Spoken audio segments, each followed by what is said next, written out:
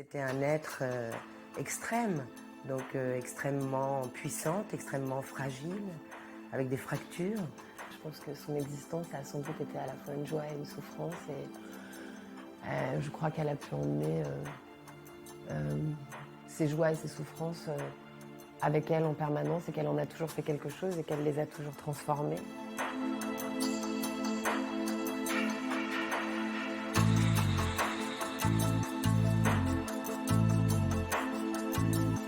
Sacrée bonne femme qui ne s'interdisait à rien, qui n'avait peur de rien, encore une fois, qui voulait s'affranchir de toutes les étiquettes qu'on voulait bien lui coller et qui allait systématiquement vers son risque. Je savais que c'était la gagnante de la Route du Rhum, je savais que c'était une grande navigatrice et c'est surtout que j'avais aussi des souvenirs de couverture de Elle, donc j'avais aussi à la fois l'image d'une icône un peu branchée à une certaine époque.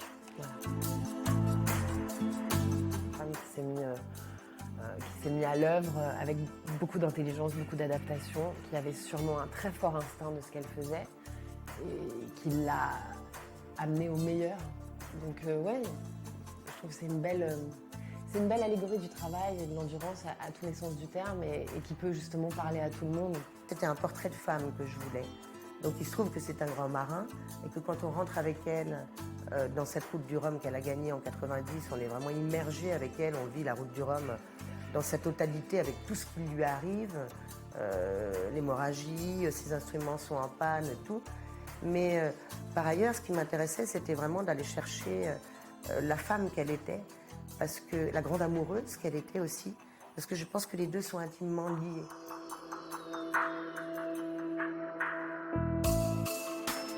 Avec Géraldine, on a beaucoup travaillé sur la voix et sur un certain rapport au corps. Et moi, en tout cas, et je crois que Géraldine sera d'accord avec moi, on n'est pas dans un biopic pédagogique qui est dans une espèce d'hagiographie.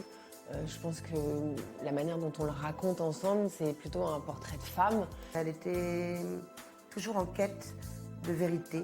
Elle cherchait son sens en permanence. Et ça lui donnait une sorte d'électricité à son contact. Les choses étaient très électriques.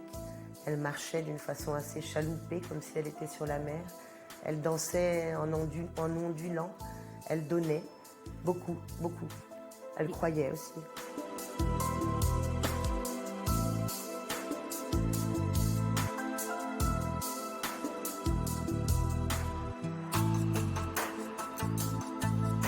C'est une femme d'ambition, c'est une femme, c'est une grande compétitrice.